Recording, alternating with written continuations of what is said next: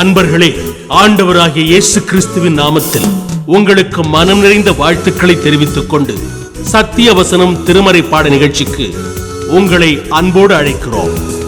சத்திய வசனம், இது தேவனின் வசனம்.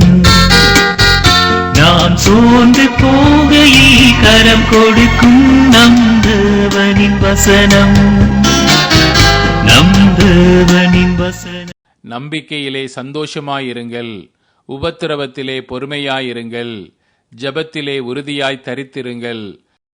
ஆண்டவராகிய இயேசு கிறிஸ்துவின் இனிய நாமத்தில் சத்தியவசன தொலைக்காட்சி நேயர்களுக்கும் மற்ற நண்பர்களுக்கும் எங்களுடைய இனிய வாழ்த்துக்களை தெரிவித்துக் கொள்கிறோம். இந்த நாளிலும் நாம் யோசேப்பின் பொறுமை என்கிற தலைப்பிலே வேதாகமத்தில் யோசேப்பின் வரலாற்றை நாம் சற்று பார்க்க போகிறோம். வசனம்: நம்பிக்கையிலே சந்தோஷமாயிருங்கள், உபத்திரவத்திலே பொறுமையாயிருங்கள், ஜெபத்திலே உறுதியாய் தரித்திருங்கள். ரோமர் 12ஆம் அதிகாரம் 12ஆம் வசனம் இப்படி சொல்லுகிறது. உபத்திரவம் வரும்போது பொறுமையாய் இருக்க சொல்லி வேதம் நமக்கு அறிவுறுத்துகிறது. புதிய ஏற்பாட்டின் சத்தியமாக இது காணப்படுகிறது. ஆனால் பழைய ஏற்பாட்டிலே தேவனுக்காக நின்ற யோசேப்பு என்னும் அருமையான ஒரு தேவ மனிதன் இப்படிப்பட்ட உபத்திரவத்தின் நேரத்திலும் தன்னுடைய பொறுமையை காத்து கொண்டதை நாம் இன்று பார்க்க போகிறோம். நாம் பார்த்தோம், யோசேப்பு பாவ சோதனையை ஜெயித்ததை கடந்த நாளிலே பார்த்தோம். அப்படி ஜெயித்த அந்த யோசேப்புக்கு உடனடியாக எந்த உயர்வும் வரவில்லை. மாறாக அவர் மீது பொய்யான குற்றச்சாட்டு சொல்லப்பட்டது. ஆண்டவராகிய இயேசு கிறிஸ்து சொல்லியிருக்கிறார், உங்கள் மீது பொய்யான குற்றச்சாட்டை சொல்வார்களானால் நீங்கள் பாக்கியவான்களாயிருப்பீர்கள் என்று அவர் சொல்லியிருக்கிறார். இதை அப்படியே யோசேப்பினுடைய வாழ்க்கையிலே நாம் பார்க்க முடியும். பொய்யான குற்றச்சாட்டு, சிறைச்சாலை வந்துவிட்டார். ஆனால் தேவனால் ஆசீர்வதிக்கப்படுகிறவராகவே அவர் இருக்கிறார். உலகம் அவரை எப்படி பார்க்கும்? ஒரு குற்றவாளியாக பார்க்கும். உலகம் அவரை எப்படி பார்க்கும்? தோற்று போனவராக பார்க்கும். இன்னும் சிலர் இப்படிப்பட்ட ஒரு யோசேப்பு எப்படி இருந்திருப்பார், இந்த அளவுக்கு எப்படி பரிசுத்தமாக இருந்திருப்பார் என்று கூட யோசிக்கக்கூடும். ஆனால் வேத புத்தகம் நமக்கு தெளிவாய் சொல்லுகிறது, அவர் சோதனையை மேற்கொண்டு ஜெயித்த ஒரு நல்ல வாலிபனாக நமக்கு அவர் அறிமுகப்படுத்தப்படுகிறார். சிறைச்சாலையிலே அவர் இருந்த சூழ்நிலை பல கேள்விகளை அவருக்குள் எழுப்பியிருக்கலாம். ஆனால் தேவன் சூழ்நிலைகள் மூலமாகத்தான் நமக்கு நல்ல பண்புகளை உருவாக்குகிறார். நல்ல கேரக்டர் நமக்குள்ளே வரணும்னா ஆண்டவர் நம்முடைய வாழ்க்கையில் கடினமான சில சூழ்நிலைகளை அவர் கொண்டு வருவார். ஒரு தேவ மனிதர் தன்னுடைய தியான புத்தகத்திலே எழுதுகிறார், நான் கடவுளிடம் அன்பை கேட்டேன், அன்பாய் இருக்க உதவி செய்யும் என்று கேட்டேன், எனக்கு அன்பற்ற சூழ்நிலைகளே வந்தது. ஆண்டவரே, நான் பொறுமையாக இருக்க எனக்கு உதவி செய்யும் என்று கேட்டேன், பொறுமையற்ற சூழ்நிலைகளே எனக்கு அதிகமாக வந்தது.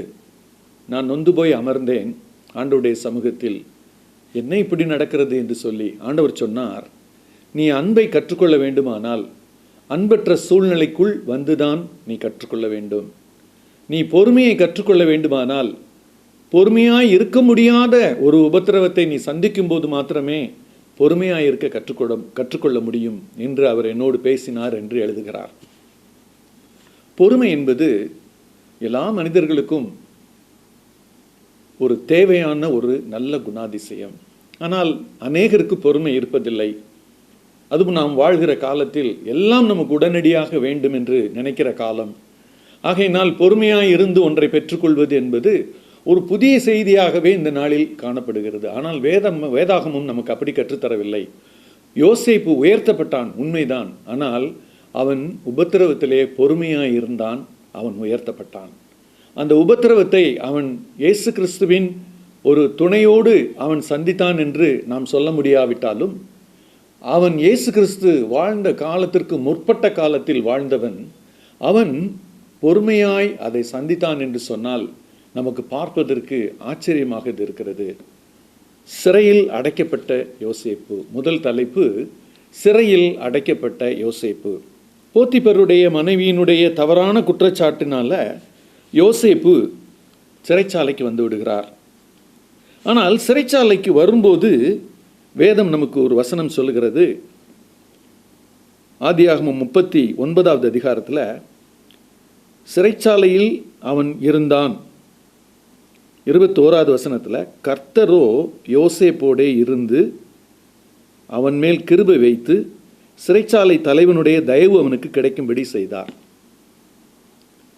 நம்மை அனைவரும் விட்டு ஓடிவிடலாம், நம்மை தனிமையிலே விட்டுவிடலாம், தவறான குற்றச்சாட்டுகளை நம்மீது சுமத்தி நம்மை விட்டுவிடலாம். ஆனால் ஒரு நல்ல ஆண்டவர் இருக்கிறார். அவர் தவறாய் குற்றம் சுமத்தப்பட்டவர்களுடன் அருகில் நிற்கிற ஆண்டவராய் இருக்கிறார். உலகம் புரிந்து கொள்ள முடியாத ஒரு மனிதன் அங்கே யோசேப்பு. ஏன் இவர் பாவத்துக்கு சம்மதிக்கவில்லை என்று போத்திபர் மனைவி நினைத்திருப்பாள். போத்திபர் என்ன நினைத்திருப்பார்? ஏன் இவனுக்கு இப்படி குற்றச்சாட்டு இவன் மீது வைக்கப்படுகிறது அவர் நினைத்திருப்பார். யோசேப்பு என்ன நினைத்திருப்பார்? நான் பரிசுத்தமாய் வாழ்ந்தேன், ஆனால் சிறைச்சாலைக்கு அல்லவா வந்து விட்டேன். இப்படிப்பட்ட எண்ணங்கள் நம்மை அழுத்தும் போது நம்மை இந்த அழுத்தத்திலிருந்து தூக்கி விடுவதற்காகத்தான் கர்த்தர் நம்மோடு இருக்கிறார். யோசேப்போடே கர்த்தர் இருந்து என்ன செய்கிறார் என்று சொன்னால், கிருபை வைக்கிறார் என்று போடப்பட்டிருக்கிறது. ஆங்கிலத்திலே mercy. அவர் மீது இரக்கம் காட்டுறாரு. அந்த ஊரில் அவரை புரிந்து கொண்டு இரக்கம் காண்பிப்பதற்கு யாருமே இல்லை. ஆனால் கர்த்தராகிய ஆண்டவர் யோசேப்பை புரிந்து கொண்டு அவர் மீது இரக்கம் காண்பிக்கிறார், கிருபை காண்பிக்கிறார். இன்றும் கூட உபத்திரத்தில் வாழ்கிறவர்களை யாரும் புரிந்து கொள்வதில்லை. ஏன் இவர்களுக்கு உபத்திரம் வந்தது என்ற கேள்வியை அவர்களாக கேட்டு அவர்களாகவே ஒரு தீர்மானத்திற்குள் வந்து விடுவார்கள். ஆனால் உபத்திரவத்தில் இருப்பவர்களுக்கு அந்த வேதனை தெரியும். ஆனால் அந்த வேதனையை ஒரே ஒருவர் புரிந்து கொள்வார், அவர் கர்த்தராகிய ஆண்டவர். இங்கே யோசேப்போடு கர்த்தர் இருந்து அவன் மேல் கிருபை வைக்கிறார். சிறைச்சாலை தலைவனுடைய தயவு அவனுக்கு கிடைக்கும்படி செய்கிறார். ஃபேவர். எகைன் அவருக்கு என்ன கிடைக்குதுன்னா ஃபேவர். ஆச்சரியமாக இருக்கிறது, ஒரு மனிதனுக்கு தயவு மனிதர்களிடத்திலிருந்து வர வேண்டுமானால் கர்த்தரே அதை அந்த மனிதர்கள் மூலமாக செய்கிறார். நாம் அநேக நேரங்களிலே மனித தயவு என்பதை குறித்து ரொம்ப யோசிக்கிறதில்ல. ஆனால் மனிதர் தயவு கூட நம்முடைய வாழ்க்கையின் சில சூழ்நிலைகளில் நமக்கு அவசியம்.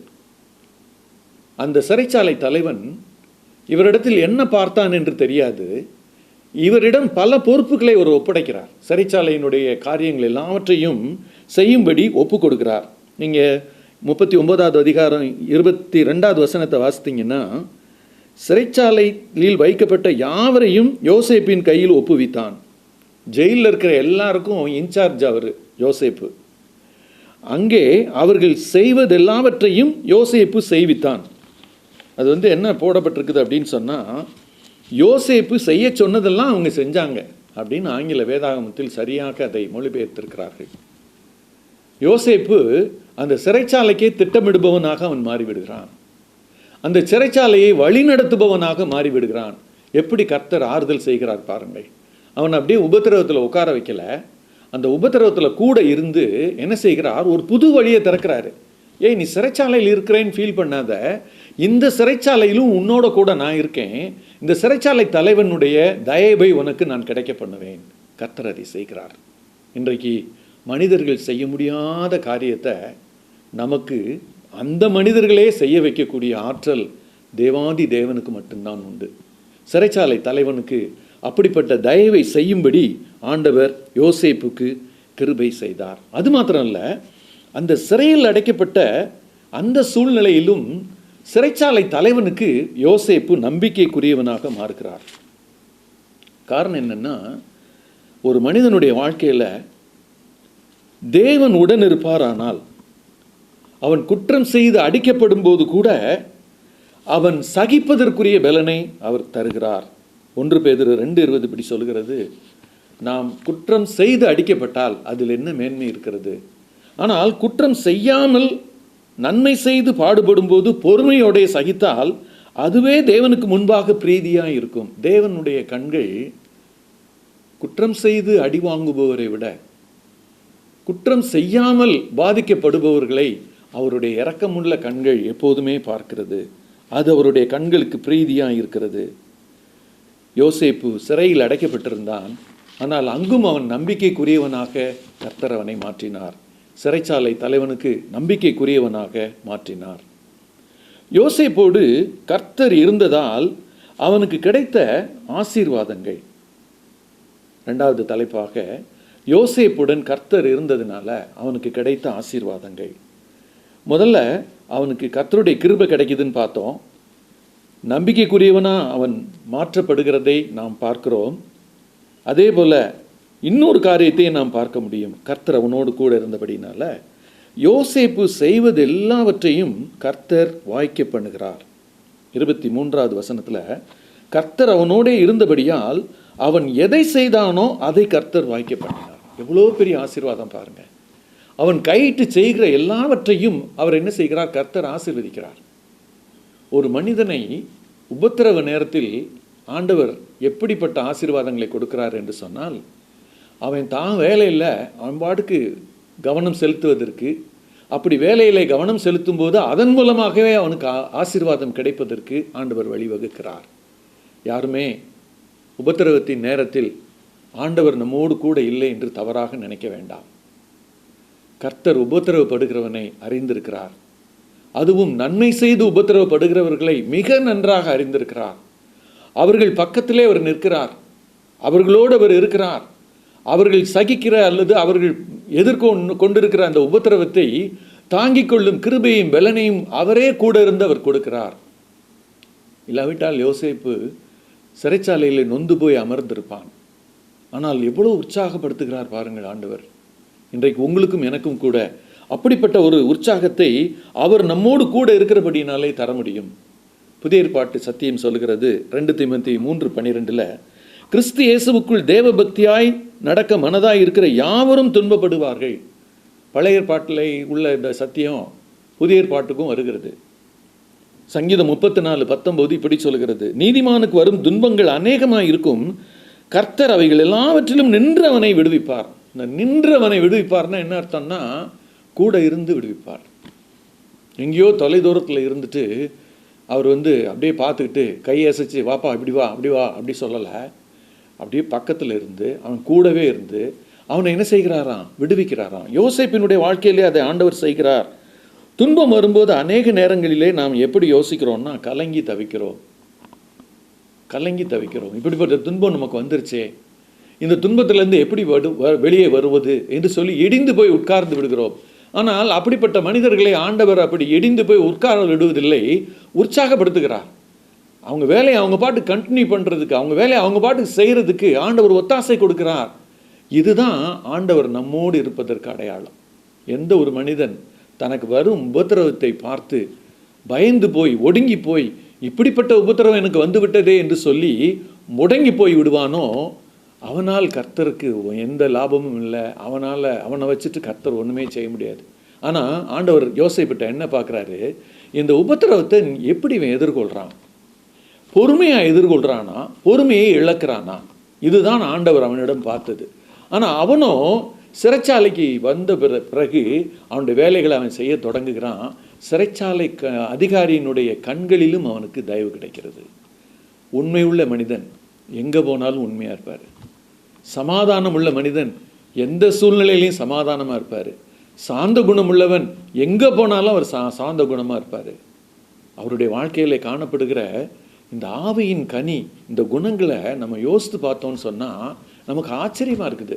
உபத்திரவத்தில் ஒரு மனிதன் இப்படி சந்தோஷமாக சிறைச்சாலையிலே வேலைகளை அவர் பாட்டுக்கு செய்துக்கிட்டு அந்த பொறுப்பை சந்தோஷமாக ஏற்றுக்கொண்டு அவங்களுக்கு திட்டம் தீட்டி அந்த சிறைச்சாலையை நடத்துகிறவராக அவர் மாறிவிடுவார் என்று சொன்னால், அந்த உபத்திரவம் அவருக்கு நன்மையை கொண்டு வந்ததா தீமையை கொண்டு வந்ததா நம்ம சிந்திச்சு பார்ப்போம். அநேக நேரங்களில் அப்படி யோசிக்க மாட்டேங்கிறோம். உபத்திரவம் வந்த உடனே கடவுளை பார்த்து ஏன் எனக்கு இந்த உபத்திரவத்தை கொடுத்தீங்கன்னு தான் கேட்குறோமோ ஒழிய, இந்த உபத்திரவம் கடவுள் கொடுத்திருப்பதற்கு ஏதாவது நோக்கம் இருக்கும் என்று சொல்லி நாம் யோசிப்பதில்லை. அப்படி யோசிக்கிறவர்கள் என்ன செய்வாங்க தெரியுமா? அந்த உபத்திரவத்தை அப்படியே வச்சுட்டு, அந்த உபத்திரவம் இருந்தாலும் பரவாயில்ல, நான் கர்த்தருடைய பார்வையில் என் வேலையை நான் பாட்டுக்கு செய்வேன், அந்த தைரியம் யாருக்கு இருக்குதோ அவங்களோட கர்த்தர் இருக்கிறார். அவங்களுக்கு ஆண்டவர் இந்த உபத்திரவத்தின் வழியாக ஒரு நல்ல நற்பண்பு, பொறுமைங்கிற நற்பண்பை அவர் உருவாக்குகிறார். ஆண்டவர் எப்போதுமே உருவாக்குகிற தேவன். மூன்றாவது தலைப்பாக உயர்வுக்கு வழிநடத்தும் கர்த்தர் என்று நாம் பார்க்கலாம். யோசேப்புக்கு கனவு கொடுத்தார் ஆண்டவர். அந்த கனவிலே உயர்வை தருவேன் என்று அவனுக்கு தெளிவாக சொல்லியிருக்கிறார். ஆனால் நடைபெறும் சம்பவங்கள் எல்லாத்தையும் நீங்கள் பார்த்தீங்கன்னா கர்த்தர் அவனுக்கு கொடுத்த சொப்பனத்துக்கும் நடக்கும் காரியங்களுக்கும் எந்த தொடர்புமே இல்லாதது மாதிரி தான் இருக்கிறது. ஆனால் வேதத்தை நீங்கள் கவனித்து படிப்பீர்களானால் ஒரு கர்த்தருடைய கரம் எல்லா சம்பவங்களிலும் கூட வந்துக்கிட்டே இருக்குது. எல்லா சம்பவங்களிலும் அவர் தான் அதை நிர்ணயம் பண்ணுறாரு. இந்த சம்பவங்களை அவர் தான் எல்லாத்தையும் என்ன பண்ணுறாரு, இந்த சந்தர்ப்பங்களெல்லாம் பயன்படுத்தி யோசேப்புக்கு இதுவரைக்கும் இல்லாத நல்ல குணாதிசயங்களெல்லாம் அவனுக்குள் உருவாக்குகிறார்.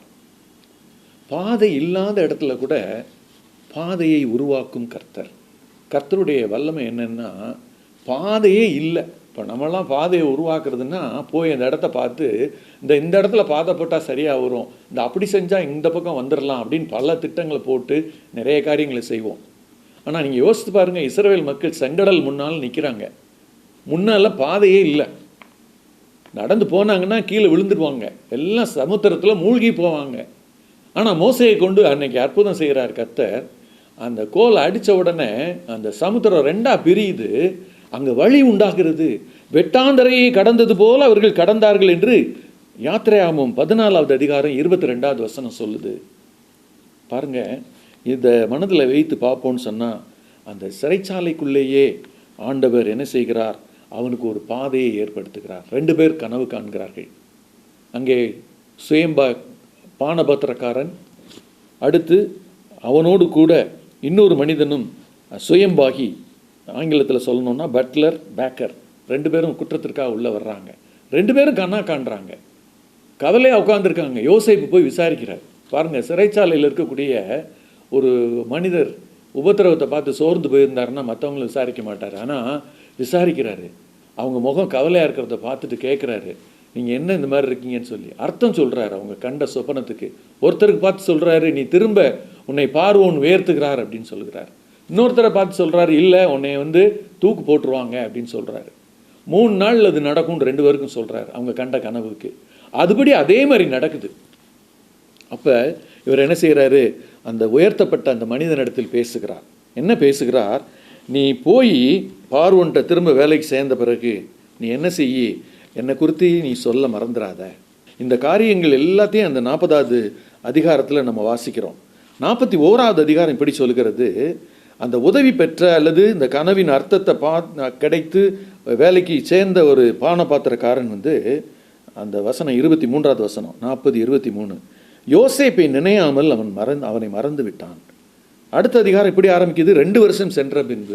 அப்போ அவன் 2 வருஷம் மறந்துட்டான். 2 பேருக்கு கனவுக்கான அர்த்தம் சொல்கிறாரு, 2 விதமான அர்த்தத்தை சொல்லுகிறார். 2 வருஷம் அவர் மறந்துடுறார். 2 வருது, மறந்துடுறாரு. ஆனால் யோசேப்பு தைரியம் இழக்கவில்லை. இன்னைக்கு அநேகர் நமக்கு நன்மை செய்கிறேன் என்று சொல்லுகிறவர்கள், நன்மை கண்டிப்பாய் செய்கிறேன் என்று ப்ராமிஸ் பண்ணுறவங்க மறந்துட்டு போயிடலாம். ஆனால் கர்த்தர் நம்மளை மறக்க மாட்டார். ஏசாயா அப்படி சொல்லுகிறார் தன்னுடைய 49வது அதிகாரம் 15, ஸ்திரீயாளவர் தன் கற்பத்தின் பிள்ளைக்கு இறங்காமல் தன் பாலகனை மறப்பாளோ, அவர்கள் மறந்தாலும் நான் உன்னை மறப்பதில்லை. ஆண்டவர் சொல்கிறாரு, மறப்பதில்லைன்னு சொல்கிறாரு. இன்னைக்கு ஒருவேளை யோசேப்பை கர்த்தர் மறக்கவில்லை. அவனுக்கு அது அதிர்ச்சியாக இருந்திருக்கும், இப்படி மறந்துட்டாங்களேன்னு. ஆனால் கர்த்தர் என்ன யோசிச்சிருக்காருன்னா, இந்த சிறைச்சாலையிலிருந்து அரண்மனைக்கு ஒரு வழியை அவர் ஏற்படுத்துகிறார். பாதை இல்லாத இடத்துல அவர் பாதையை ஏற்படுத்துகிறார். அதை ஏற்படுத்துவதற்காகத்தான் இந்த 2 வருஷம் சிறைச்சாலையிலிருந்து பயன்பெற்ற அந்த பானபாத்திரக்காரன் யோசேப்பை மறக்கும்படி செய்கிறார். கண்களை மூடி ஜெபிப்போமா? இன்றும் கூட ஆண்டவரே, அநேகரை நாங்கள் யோசித்து பார்க்கிறோம். எங்களுடைய வாழ்க்கையில் நடந்த பல காரியங்களை யோசித்து பார்க்குறோம். எத்தனையோ பேர் எங்கிட்ட ப்ராமிஸ் பண்ணுறாங்க, நான் கண்டிப்பாக உதவி செய்கிறேன்னு சொல்லி, கண்டிப்பாக நான் உங்களுக்கு நன்மை செய்கிறேன்னு சொல்கிறவங்க எத்தனையோ பேர் இருக்காங்க ஆண்டவரே. ஆனால் எத்தனையோ பேர் அதை மறந்து போகிறாங்க, சொன்னதை செய்வதில்லை. அநேக நேரங்களில் அவர்களில் நன்மையை எதிர்பார்த்து நம்ம காத்திருப்போம். ஆனால் அந்த நன்மை அவர்களிடத்திலிருந்து வராமல் நின்று போகும். அப்படிப்பட்ட சூழ்நிலையில் யோசேப்பு இருந்தபோது ஆண்டவரே எவ்வளோ பொறுமையாக இருந்தார் சுவாமி. அந்த 2 வருஷம் அவர் எப்படி கடத்தியிருப்பார்? மறந்துட்டானேன்னு சொல்லி யோசித்து பார்க்காம அவர் என்ன செய்கிறார்? 2 ஆண்டுகள் தான் வேலையை அவர் பாட்டுக்கு சிறைச்சாலையில் செஞ்சுட்டு அமைதியாக இருக்கிறாரு. ஆனால் கர்த்தர் அவரை பார்க்கிறீர். அந்த 2 வருஷம் நீங்கள் அவரை பார்த்துட்டு அவருக்கு அந்த பொறுமையை அவருக்கு நல்லா உருவாகி நல்லா வளர்ந்து வர்றதை பார்த்த உடனே ஒரு நாள் ஒன்று வந்தது. நீங்கள் என்ன நிரூபிச்சிங்க? யோசேப்பு, இந்த உலகத்தில் உன்னை மறந்துடுறவங்க 1000 பேர் இருக்கலாம், ஆனால் நான் உன் தேவன், நான் உன்னை மறப்பதில்லை. இன்று எங்களுக்கும் இதைத்தான் சொல்லுகிறீர் ஆண்டவரே. எங்களுடைய வாழ்க்கையில் உபத்திரவம் வந்தாலும், கஷ்டங்கள் வந்தாலும், வேதனைகள் வந்தாலும் நீர் எங்களை மறந்து விடுவதற்கு அநீதி உள்ள தேவன் அல்ல ஆண்டவரே. நீர் உண்மையுள்ள தேவன். எங்களுடைய உபத்திரவத்தில் எங்களோடு கூட நிற்கிற தேவன். மற்றவர்கள் மறந்தாலும் நீர் எங்களை மறக்காத தேவன். அப்படிப்பட்ட தேவனாக ஆண்டவரே நாங்கள் உண்மை பார்க்க எங்களுக்கு உதவி செய்யும். அப்படிப்பட்ட விசுவாசத்தை எங்களுக்கு தாரும். நாங்களும் உம்மை மறக்காத தேவனாக பார்த்து எங்களுடைய வாழ்க்கையில் பல நன்மைகளையும் நீர் எங்களுக்கு வைத்திருக்கிற ஆசீர்வாதங்களையும் பெற்றுக்கொள்ள உதவி செய்யும். இரட்சகர் இயேசு கிறிஸ்துவின் இனிய நாமத்தில் ஜெபத்தை ஏறெடுக்கிறோம் எங்கள் ஜீவனுள்ள நல்ல பரம தகப்பனே. ஆமென்.